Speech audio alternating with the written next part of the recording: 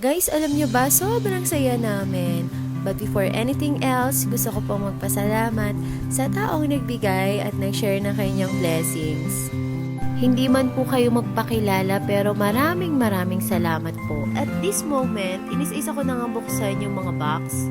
Habang iniintay ko yung mga tita ko at mga pinsan ko, natutulong din sa atin sa pagre-repack. Alam nyo ba, sobrang saya namin. Kasi ginawa rin kaming kasangkapan para makatulong sa iba. Sobrang nakakataba ng puso, lalo na pag masaya ka sa ginagawa mong pagtulong. Hindi man bayad yung buong araw namin sa pagre-repack, pero alam nyo ba ang iniisip namin? Yung mga taong mapagbibigyan namin. At ayan, natapos na po kami sa pagre-repack. Pinapaabot din po pala ng mga taong naabutan namin ng tulong na maraming salamat po sa nagbigay sa kanila ng blessing.